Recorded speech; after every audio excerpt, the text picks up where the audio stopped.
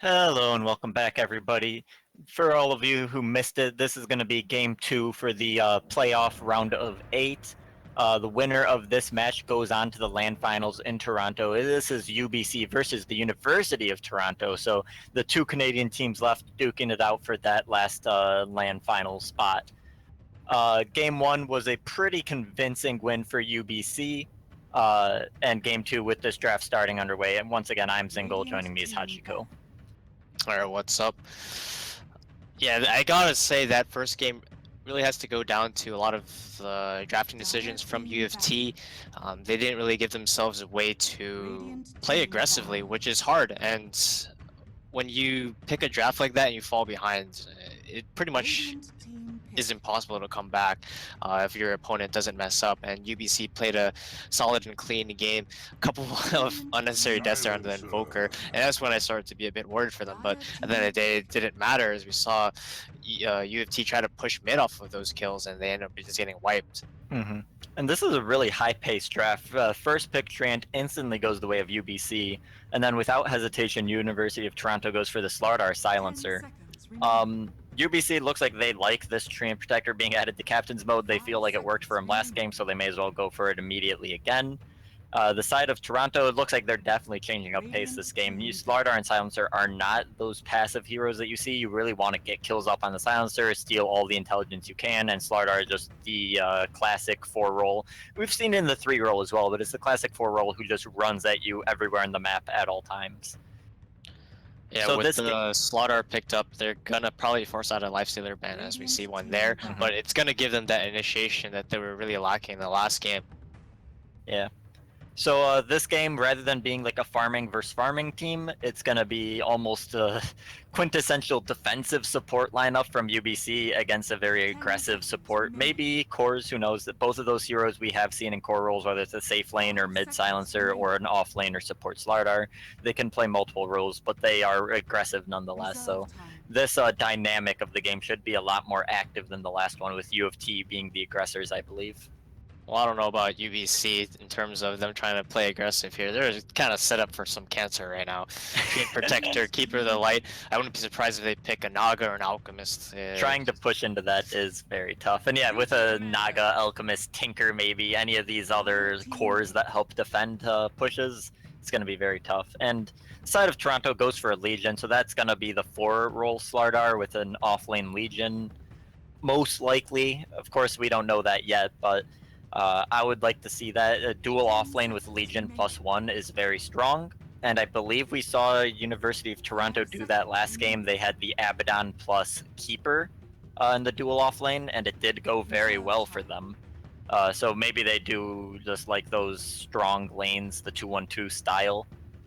And UBC looking to just counterplay that. They ban other strong laners, Lifestealer and Batrider, both very dominant in their respective lanes.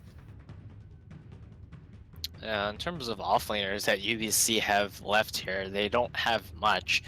And maybe they're going to wait until they see a mid pickup or a carry pickup before they decide to get one. And that's going to be the case as they just go with their carry pick here on the Juggernaut.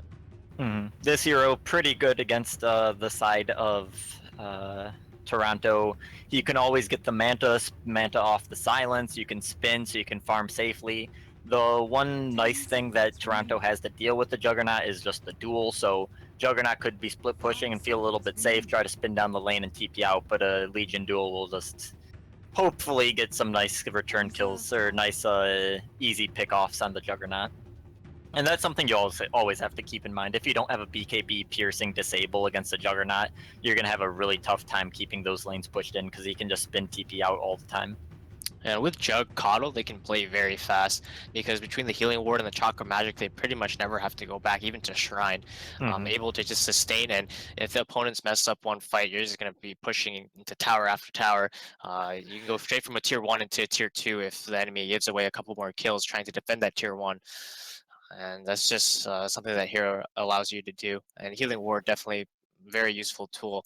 Yeah, University of Toronto might run into trouble getting kills this game, actually. Between the Healing Ward, the Blinding Light, the Treant Living Armor, and the Ultimate, getting the damage out and getting enough damage out in burst, it might be a little bit tough. Because right now, Legion and Slardar, yes, they have that nice, like, quick 1-2 punch, but if that first, like, 5 seconds of the fight aren't enough to kill, then UBC will just out-sustain. And with that, that kind of solves the problem.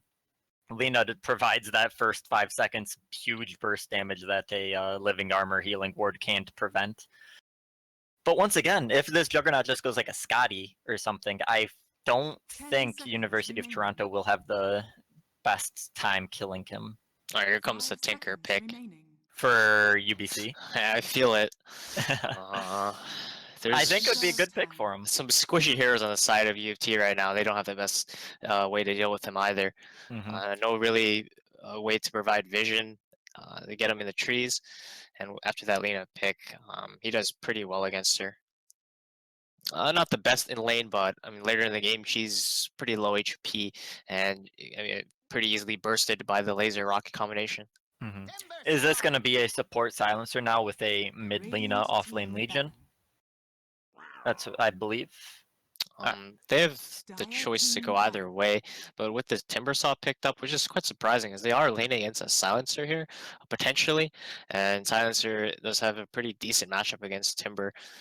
Just spamming that Arcane Curse on him, having that pure damage go through his minus armor, or not minus armor, but going through his reactive armor. Reactive armor, yeah. So the Tinker is banned out. They knew that they didn't want to. They see the same thing that we see. They don't want to deal with that. Tinker Coddle Chant, man. And you know, with this Timbersaw is already a tough to kill hero. Give him Healing Ward, and this hero has like 100+ health regen. Give him reactive armor on top, and he won't take those like first few instances of damage that typically people try to kill him in. I am really liking this UBC lineup because they have the push from Juggernaut, they have the sustain from all their heroes, they have the hero damage from this Timbersaw and Juggernaut and Keeper. Like they have pretty much all their bases covered already, and they still have a mid hero just to top it off. Or potentially a mid hero. Obviously Timber or Juggernaut could go mid, but I believe that's the safe and off lane. So UBC looking really comfortable in the draft right now.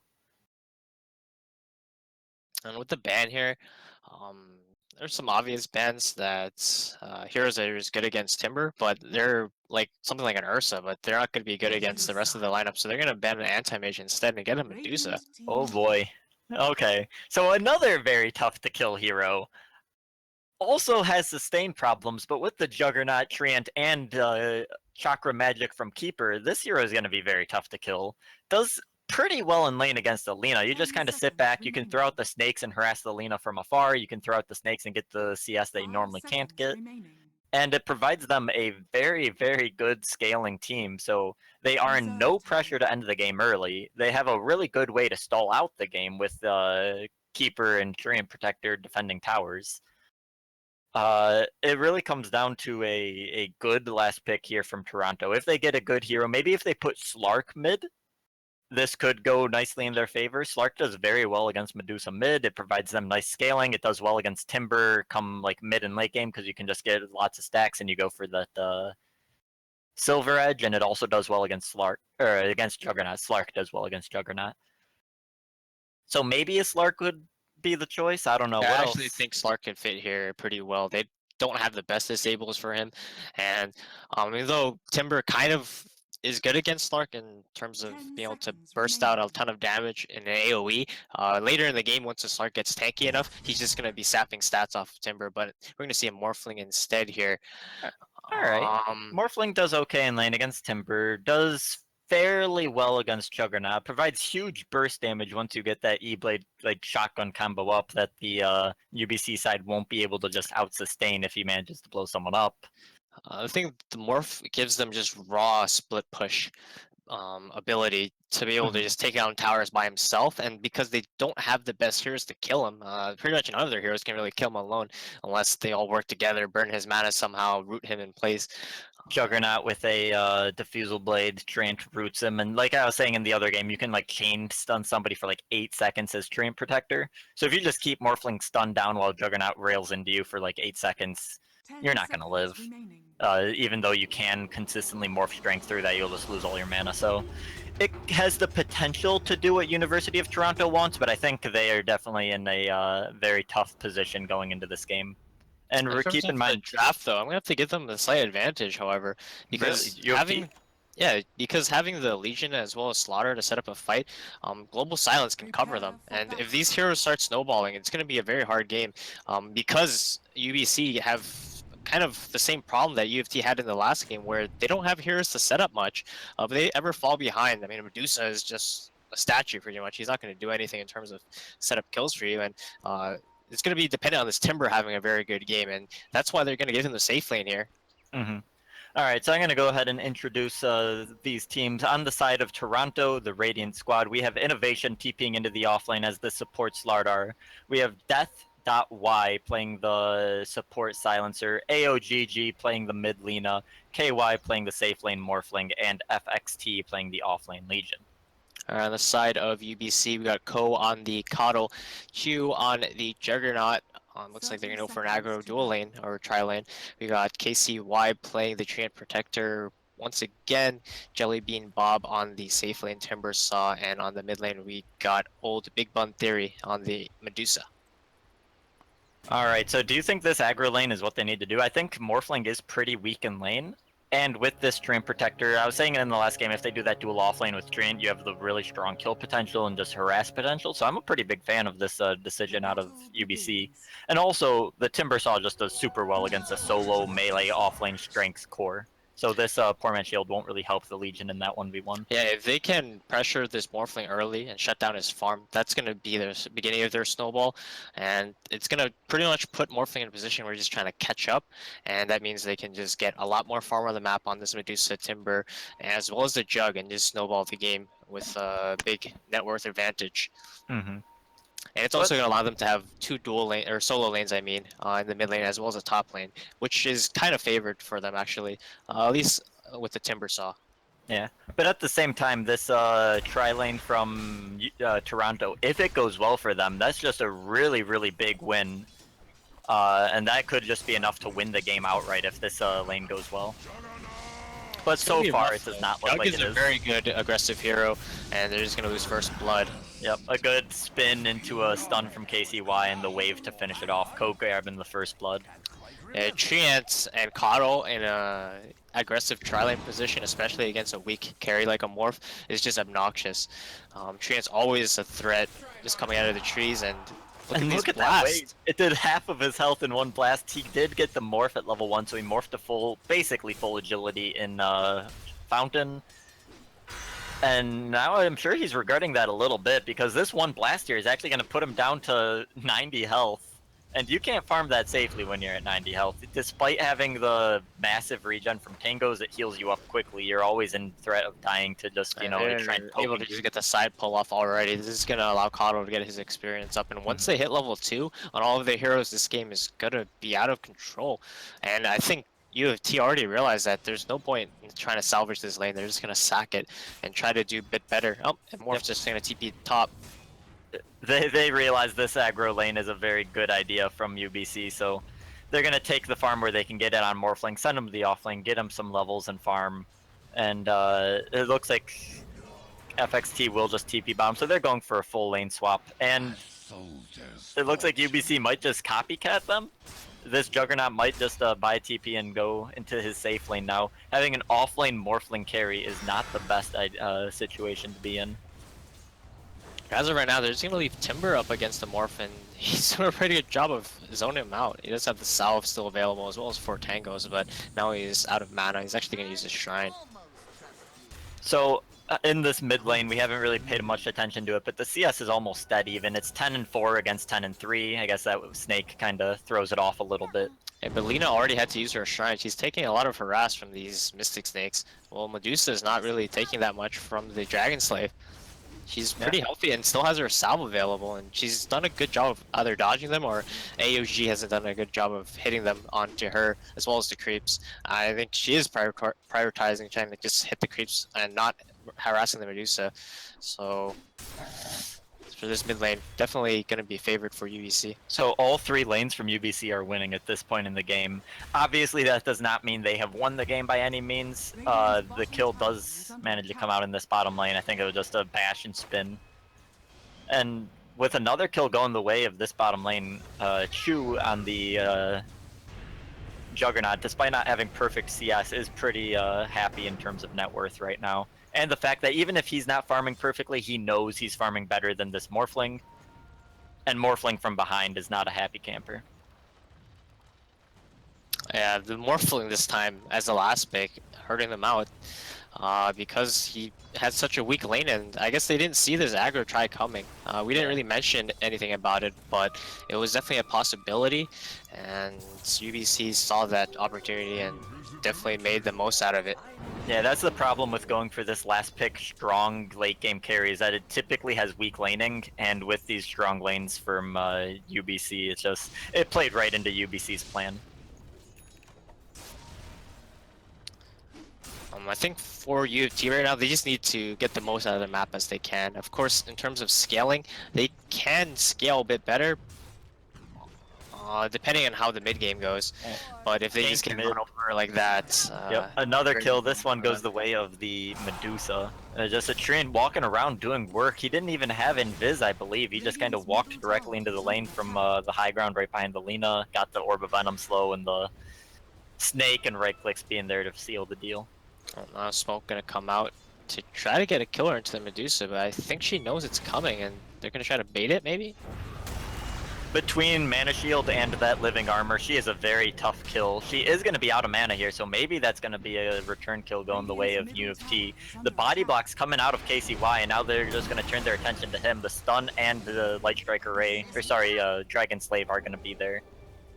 And Innovation getting some bottle charge from Lina keeps him alive from the tower.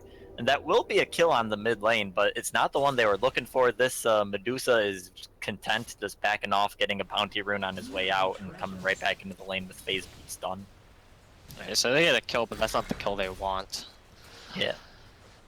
And they still have a lot of opportunities into this game. It's going to be pretty much dependent on them trying to shut down this Timber. If he gets out of control, their game's going to get pretty much impossible. But the thing is, the Medusa is not going to do much other than just pressure waves and farm.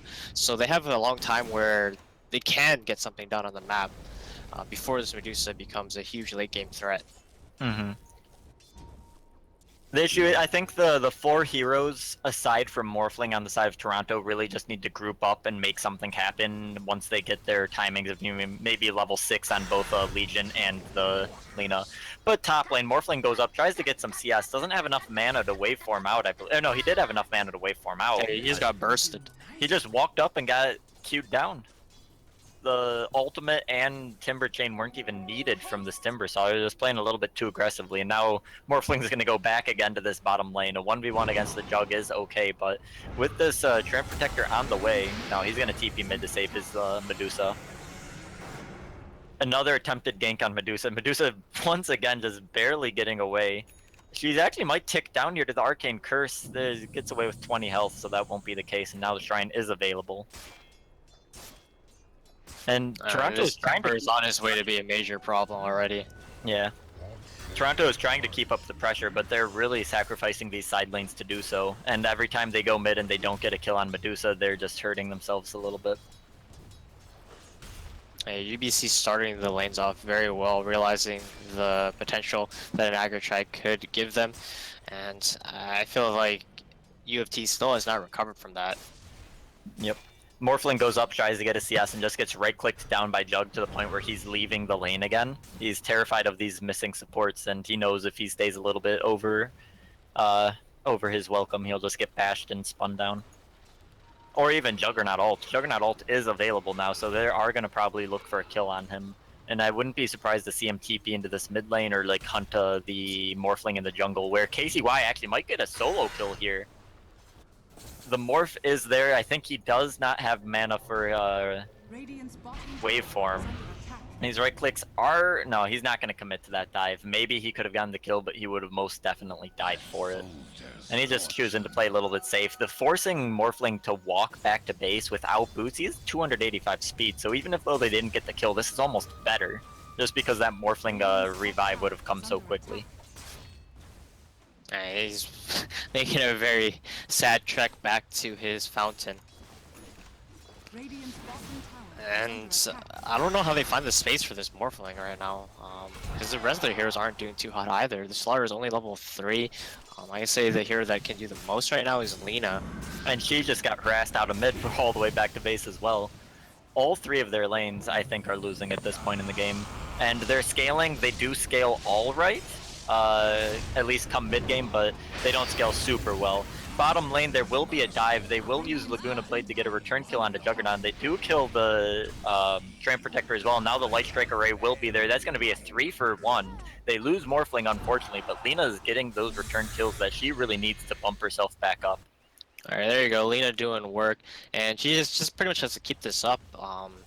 And it's not that hard for them to make these plays happen either, because Medusa is obviously not going to contribute at this point, and even Timber is burstable.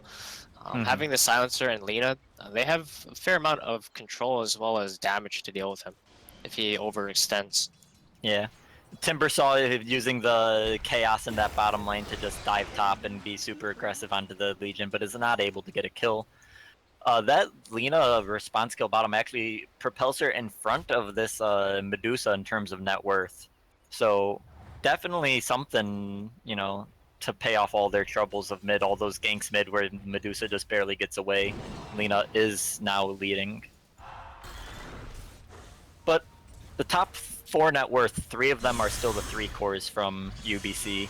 And the aggression won't be tuned down. Even though they dove bottom and died on 3 heroes, they're just going right back to this lane. They're looking to get that tower and keep up the pressure, even if it costs them a few lives sometimes. Yeah, the next step is to try to get a kill here into Timber, but they don't manage to get the deal off, or the duel off, and he gets Timber chained to the high ground.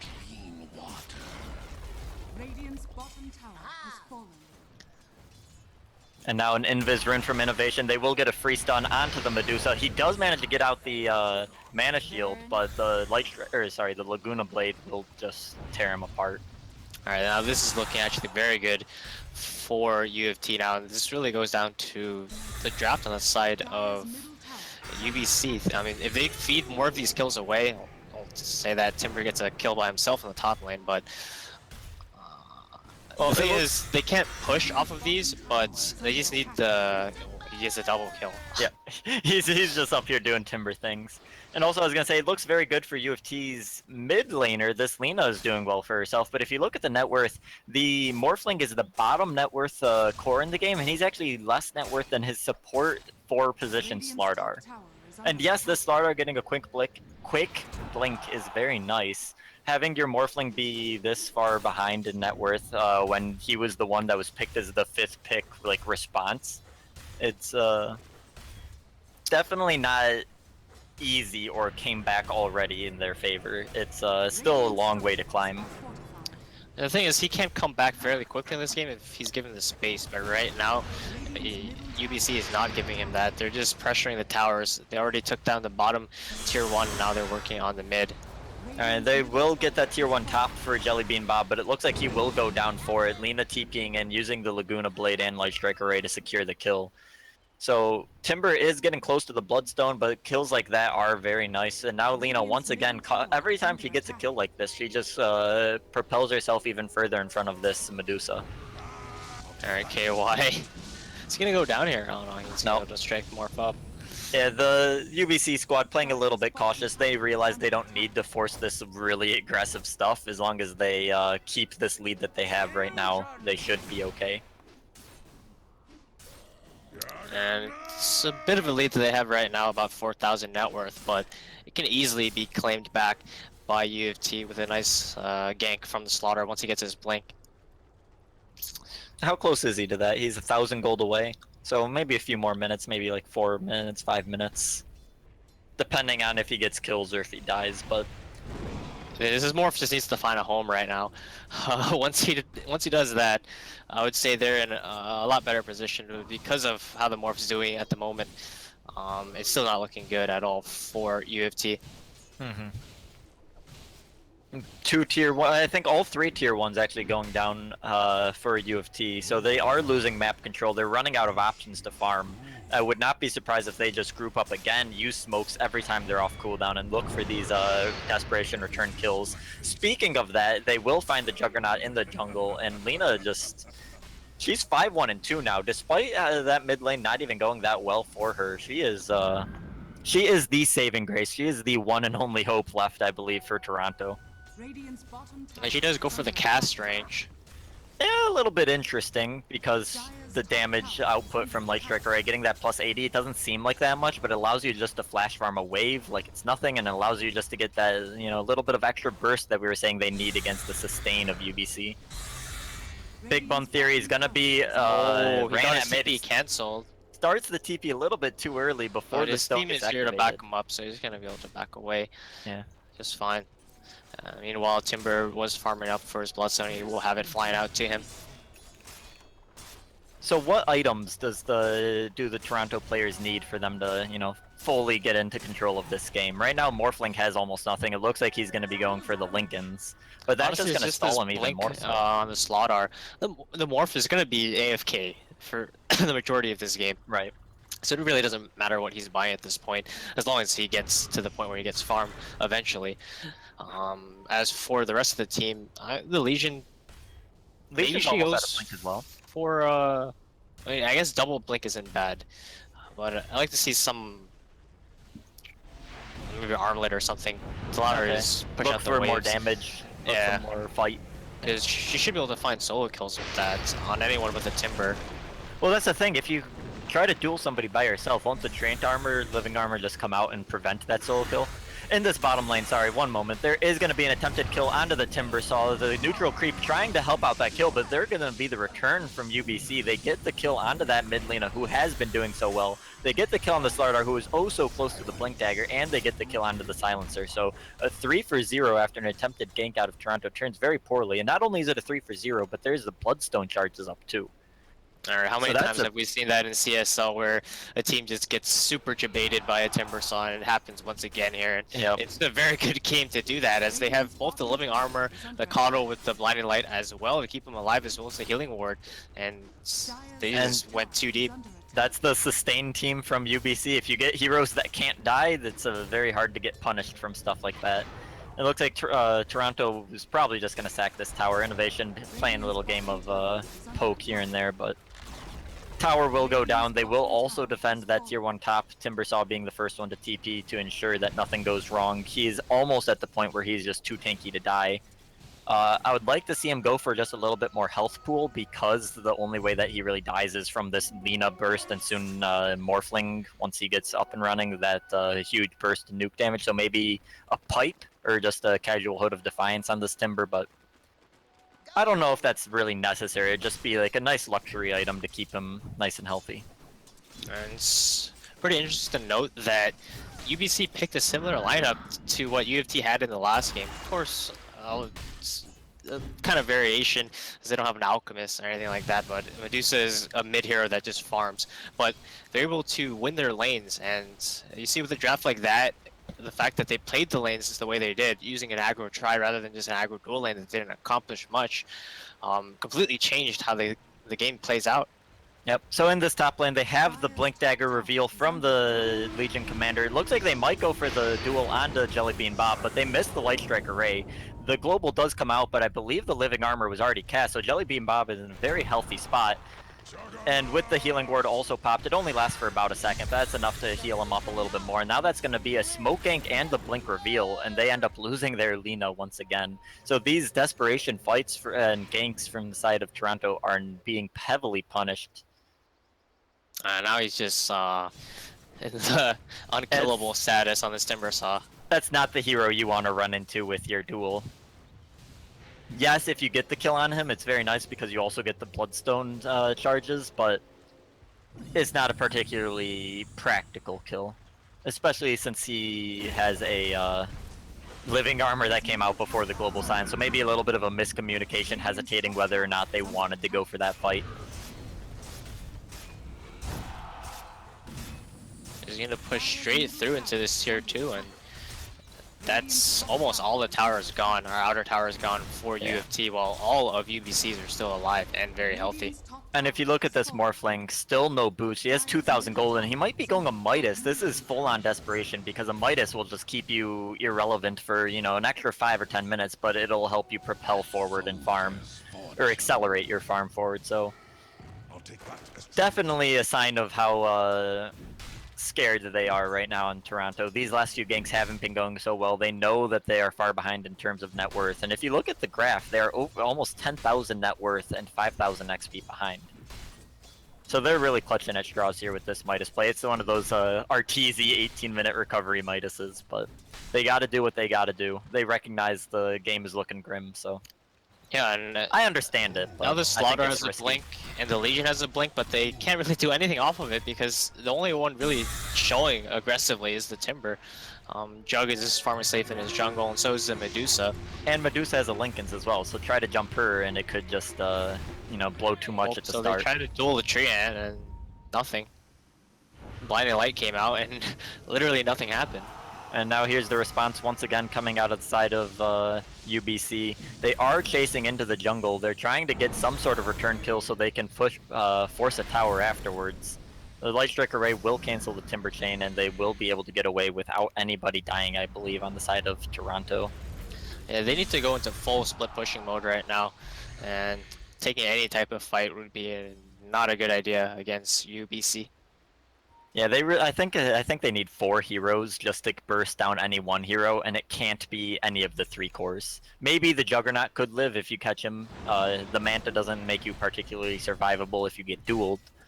So anyone other than the Medusa or Timbersaw, they'd have to like travel as 4 or 5 and duel any of those, and just do that over and over again. Force misplays out of UBC. It's not even worth it at that point. It's just for 1 kill. Exactly.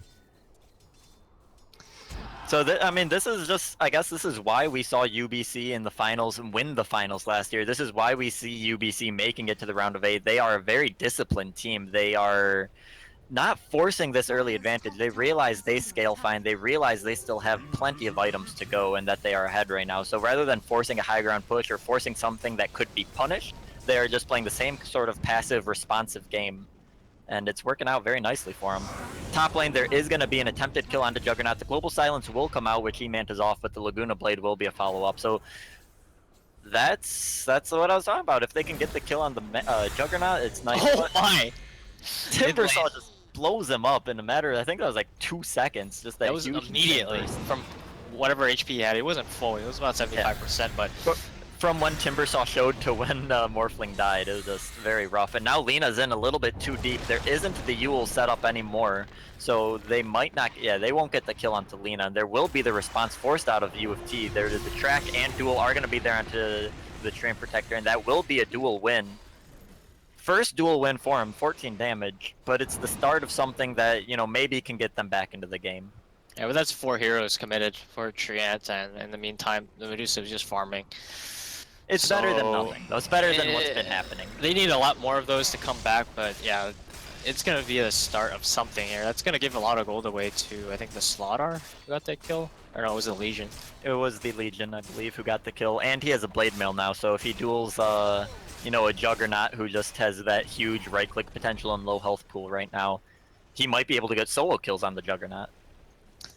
I think the Morph has the right idea on how he should come back in this game. Yep. The Midas, I'm liking it now. He is actually just not...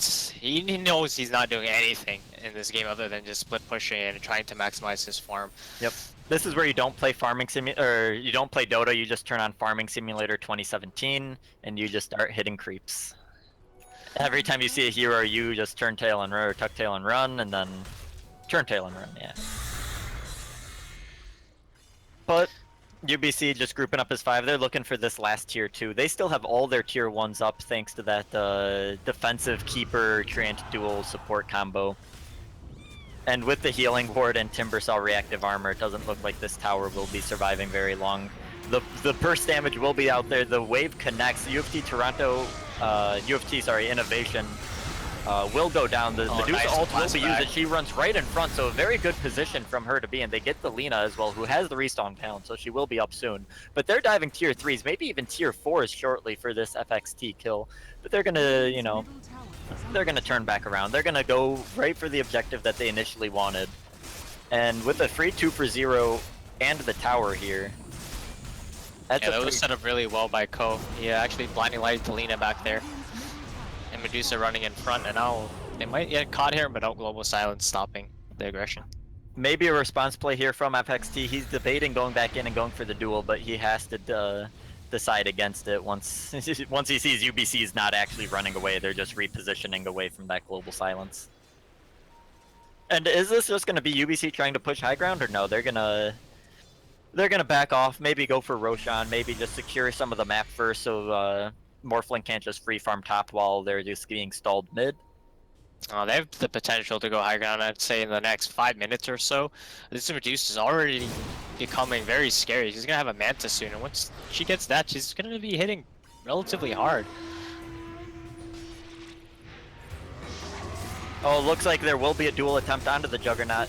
But he's at the Shrine. He used Spin and used the Shrine before the duel came out. Now his ultimate is just going to go for a return kill. They do get the Slardar, and it looks like FXT is going to be stuck between a rock and a hard place. Actually, the Blink will come out right before any damage gets there, but he is stuck, like I was saying, right between the rotating cores from UBC. So that's going to be a 3 for 0 across the map. Medusa killing the Silencer in the top area around Roshan.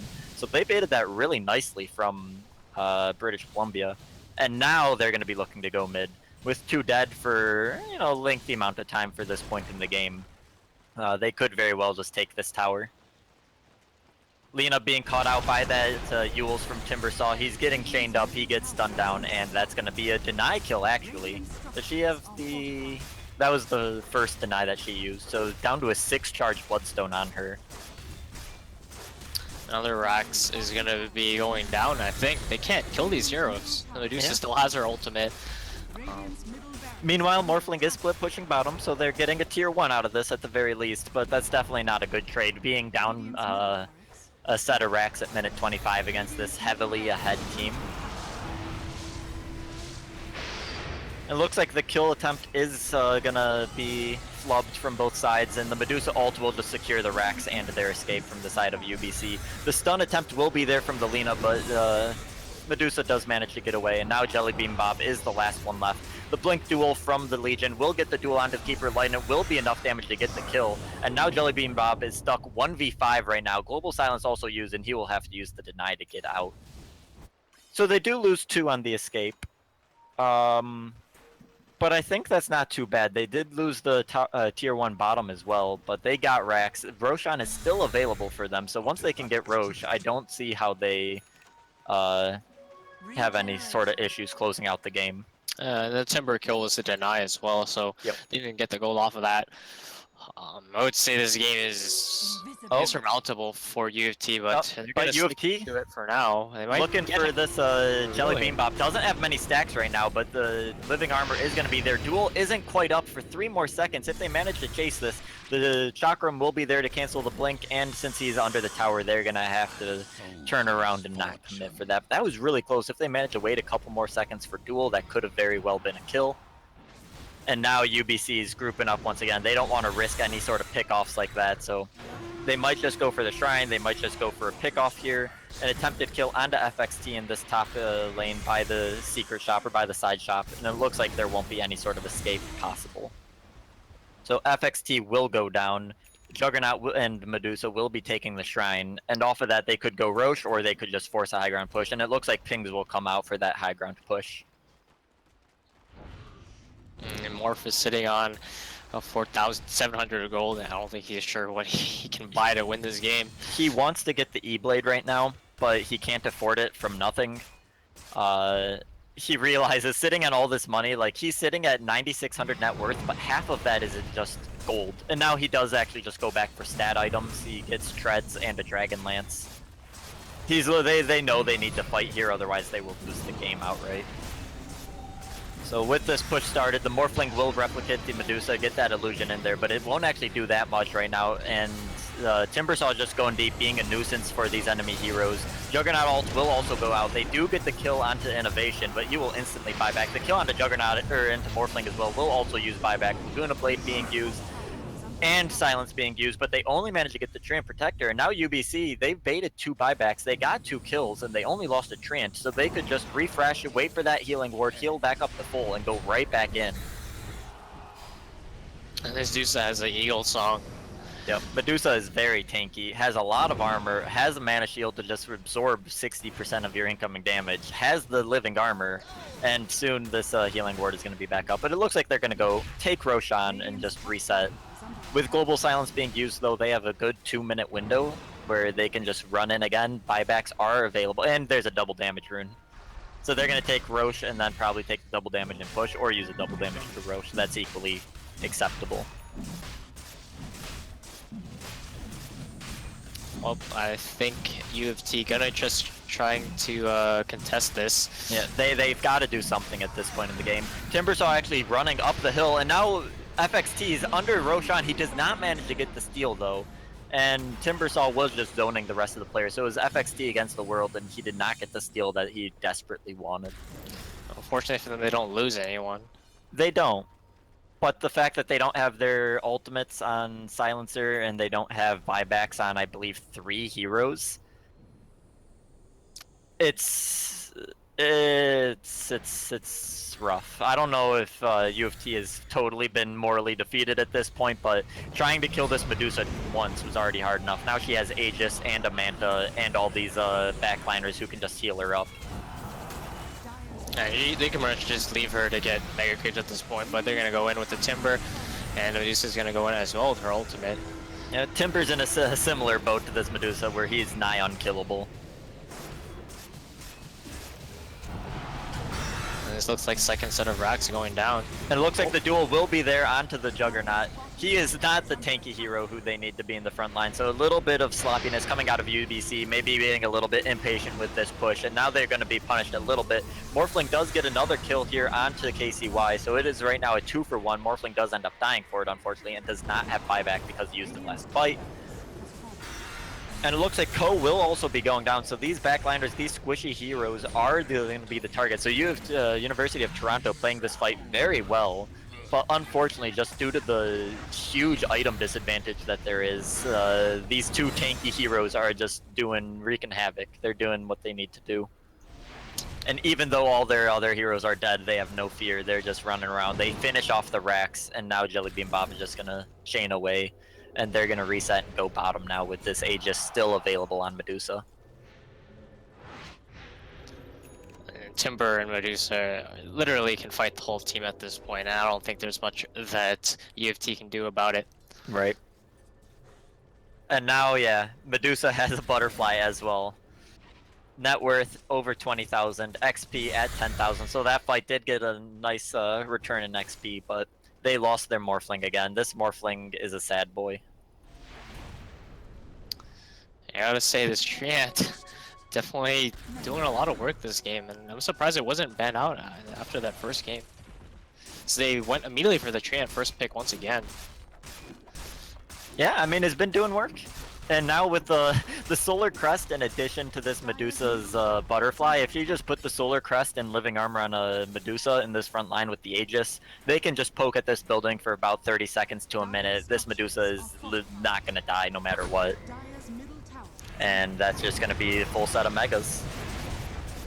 And Juggernaut actually going to blink in, use the ultimate, does not do any damage really, but it will bait the Global Silence, and now Medusa is just walking into the back line. She is by herself zoning everybody on the side of Toronto back into the fountain. And KCY on the Treant spamming his ultimate, canceling it, showing that they are in a very comfortably defended high ground push. And the GG will be called. So UBC taking the series 2-0. They will be our next contenders, or our next qualified team for the LAN finals in Toronto. Congratulations to UBC. So that's 3 teams now, only 1 down. 1 left, yeah, I believe the next game is on Sunday. So is there an MVP of this game, or do you want to just give that play of the game to that I believe it was that bottom fight. There are multiple fights though. I don't know if you can give the play of the game or the band together play of the game to a single moment. I mean, I think it really goes down to this Treant getting a lot done. So if we're gonna give it to a player, it definitely has to be Treant. He got a lot more. Yeah, he got a lot more done in this game than he did in game one, and really just destroyed the map. His living armor timings were on point, always saving the hero, even getting it out before the global silence that one timer. I'm not sure if that ended up mattering, but he was definitely fast on that and basically made it so hard for UBC or for UFT to get anything done. So if we're gonna have to give it to a player, I give it to him, either him or Timber. I can agree with the KCY play. He made that space in this bottom lane. He forced this Morphling into his very uncomfortable position. He ganked mid somehow and killed Lina a couple times. He did work. So I can agree with that. KCY gets banned gaming MVP of this game. All right. So with that, UBC, congratulations. You will be our top 4 land contender in Toronto. Hachiko, where can we find you, buddy? Where can we keep in touch with you? You can find me at Hachiko Dota on Twitter, and I'm gonna be solo casting some key major games. So if you're interested in my casting, you can find me at my YouTube channel linked in my Twitter bio. All right, cool. And you can find me at ZingleDota. I don't really tweet though, so it's not too important. So I'd recommend following at C Star League on Twitch and on Twitter. You keep up to date and be tuned for this last round of 8 game, I believe, on Sunday. Things change, but tentatively the game should be on Sunday. So with that, I believe that is all for today for C Star League. So thank you guys for watching once again. We're going to give a quick plug and thank you to our sponsors, and see you guys soon. So Only long. $14.99.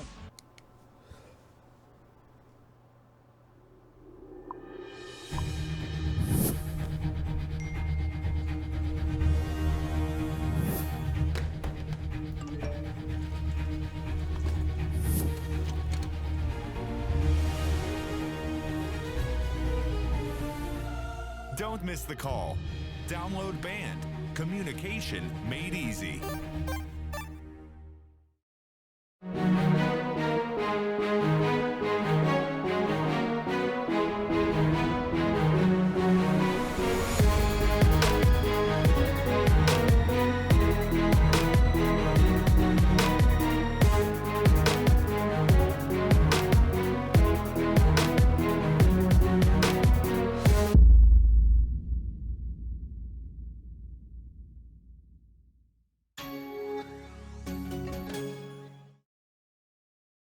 Ben, Sam, and Ken are on separate journeys to defeat the menacing Vile Dragon. But let's just say luck isn't on their side.